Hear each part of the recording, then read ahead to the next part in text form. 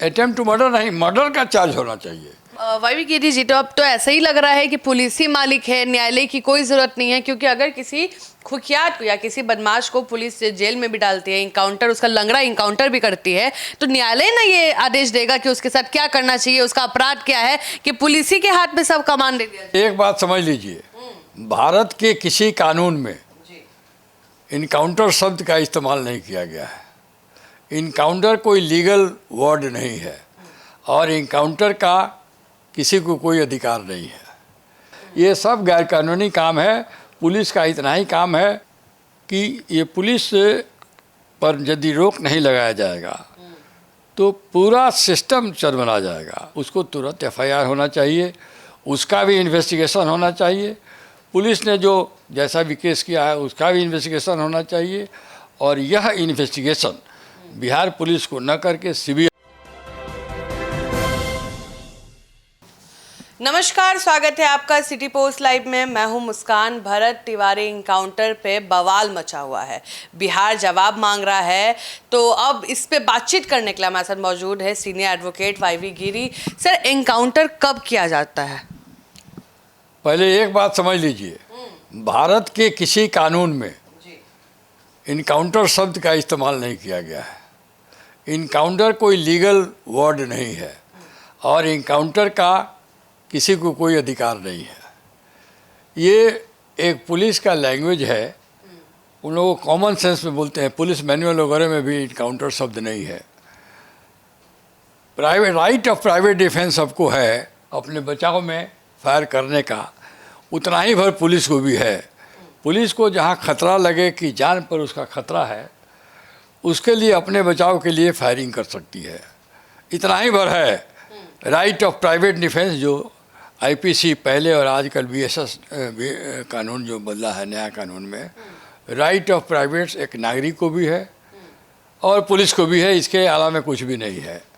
और इनकाउंटर कभी कभी जो दुर्दांत क्रिमिनल्स हैं, कुख्यात हैं या एंटी नेशनल हैं, ऐसे लोगों का इनकाउंटर किया जाता है जब पुलिस वाले जो रेडिंग पार्टी है उनके जान पर खतरा है, उन पर वो फायरिंग करता है। तो जवाब में लोग जवाबी फायरिंग होने में यदि कोई मर गया तो उसको इनकाउंटर लूजली कहा जाता है, कोई लीगल शब्द नहीं है।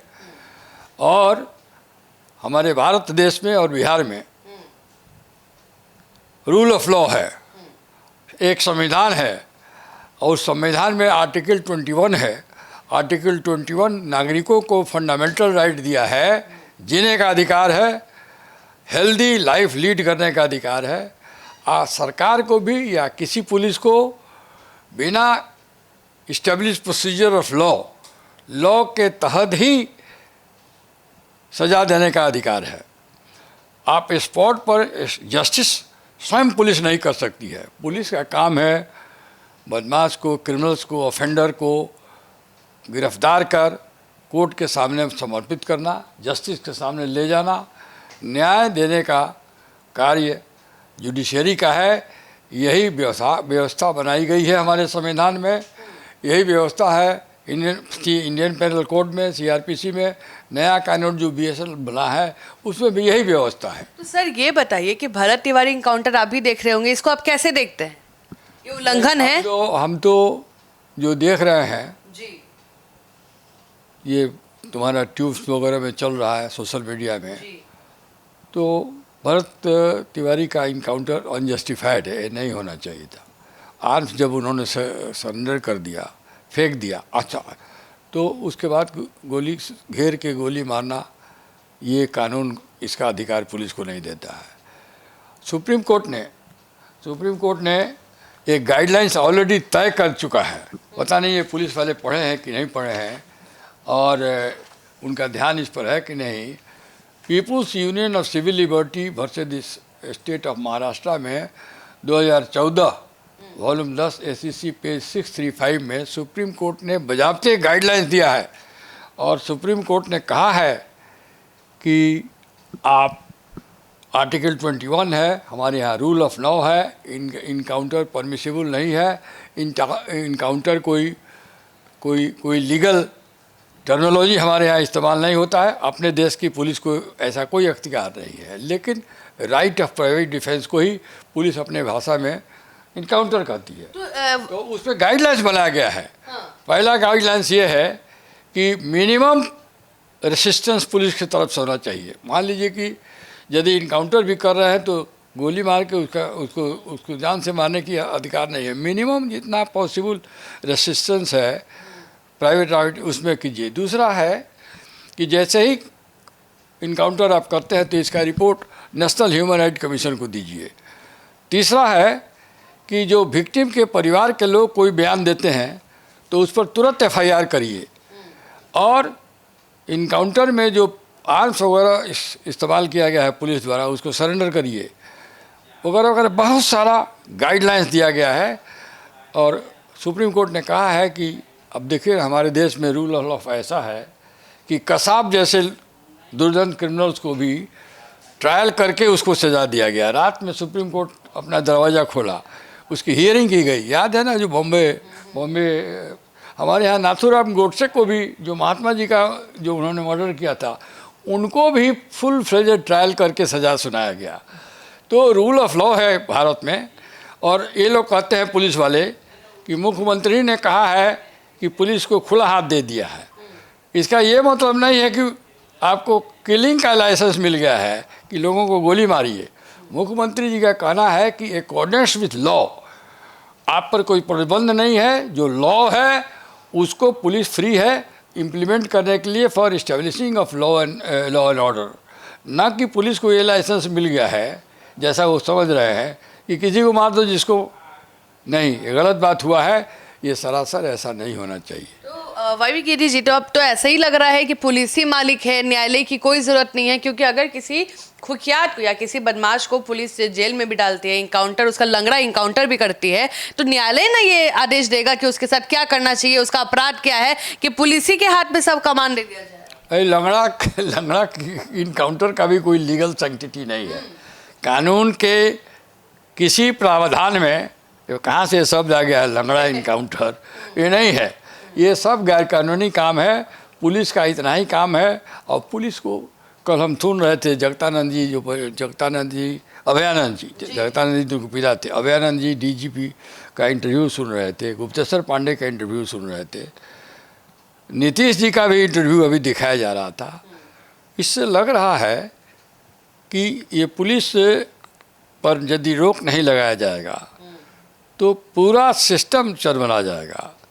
अब पुलिस का केवल काम है कि कल्प्रिट्स को पकड़ के जस्टिस के सामने लाना। ये न्यायालय का काम है कि क्या पनिशमेंट दिया जाएगा, क्या दोष कितना है, कितना पनिशमेंट दिया जाएगा। तो हम समझते हैं कि जो भरत तिवारी के परिवार के लोगों ने जो एफआईआर किया है उन पर के आधार पर, एफआईआर अभी तक रिकॉर्ड नहीं हुआ है जैसा हम सुन रहे, उसको तुरंत एफआईआर होना चाहिए, उसका भी इन्वेस्टिगेशन होना चाहिए। पुलिस ने जो जैसा भी केस किया है उसका भी इन्वेस्टिगेशन होना चाहिए।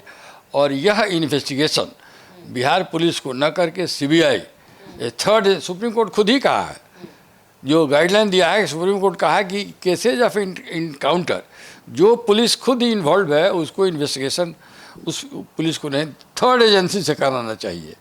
तो इमीडिएटली ये अच्छी बात है कि जुडिशियल इंक्वायरी का ऑर्डर हमारे माननीय मुख्यमंत्री कर दिए हैं। बहुत अच्छा स्टेप लिया है, वेलकम स्टेप है। लेकिन सरकार को यह भी देखना होगा कि ये जुडिशियल इंक्वायरी जल्दी से जल्दी अपना इंक्वायरी कंप्लीट करे, क्योंकि सुप्रीम कोर्ट के गाइडेंस में यह भी है कि एक जुडिशियल इंक्वायरी होगा पूरे एपिसोड का, चाहे वो मजिस्ट्रेट से करे या किसी अदर एजेंसी से। तो यहाँ तो ऑनरेबल रिटायर्ड हाई कोर्ट जज से हो रहा है, बड़ी अच्छी बात है। लेकिन बात ध्यान ये देने वाला है, लायक है कि इसका निष्पादन जल्दी से जल्दी हो जाए। हम लोगों का अनुभव रहा है कि जुडिशियल इंक्वायरी बरसों चलता है और धीरे धीरे इस इशू को ठंडा बस्ता में डाल दिया जाता है। मैंने भी 2-3 जुडिशियल इंक्वायरी में काम किया है, देखा बहुत विलम्ब होता है। प्रतापपुर जुडिशियल इंक्वायरी हुआ था, उसमें हम काम किए थे। बढ़ैया फायरिंग हुआ था जब हम लोगों ने वकालत ज्वाइन किया था 1977-78 में, बढ़िया जगह में फायरिंग हुआ था, 1-2 आदमी मर गए, तो वो भी इंक्वायरी। तो इंक्वायरी जो जुडिशियल इंक्वायरी है शीघ्रता से हो, और हमारे जो विक्टिम है, परिवार के लोग जो विक्टिम है, उन्होंने जो बयान दिया है, दरख्वास्त दिया है, उस पर इन्वेस्टिगेशन किया जाए। ये बहुत आवश्यक है, यही कानूनी तक। और सुप्रीम कोर्ट ने यह भी कहा है कि यदि इनकाउंटर अनजस्टिफाइड है तो उसके लिए कॉम्पनसेशन परिवार को मिलना चाहिए। ये सब बातें हैं। तो सर एक और आखिरी सवाल कि जैसे कुछ लोग कह रहे हैं कि अटेम्प्ट टू मर्डर पुलिस पे लगना चाहिए, परिवार क्या ऐसा कुछ धारा लगा सकता है पुलिस पे? अटेम्प्ट टू मर्डर नहीं, मर्डर का चार्ज होना चाहिए। परिवार कहा है, और जब वो सेल्फ डिफेंस में नहीं मारा गया है बाय द पुलिस तो मर्डर हो जाता है।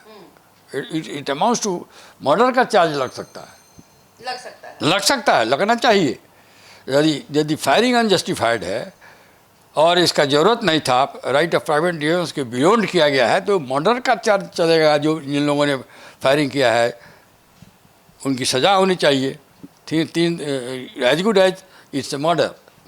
तो चलिए, आप सुन रहे थे, सीनियर एडवोकेट थे, और कहीं ना कहीं जो एनकाउंटर हुआ है वो एक मर्डर है और इस पे कहीं ना कहीं कार्रवाई चल रही है। और हम भी उम्मीद कर रहे हैं कि जल्दी से जल्दी इसका आदेश आए और जो गलत है उनका चेहरा सामने आए, क्योंकि ये कहीं ना कहीं इन्होंने भी कहा कि ऐसे मामले कहीं ना कहीं ठंडे बस्ते में डाल दिया जाता है, विलम्ब होता है और लोग भूल जाते हैं। लेकिन हम इस मुद्दे को उठाते रहेंगे जब तक उसे न्यायालय से, या कह ले कि उसको जस्टिस नहीं मिल जाता है उसके परिवार को। आप क्या सोचते हैं इस पूरे मामले में, हमको ज़रूर बताएं।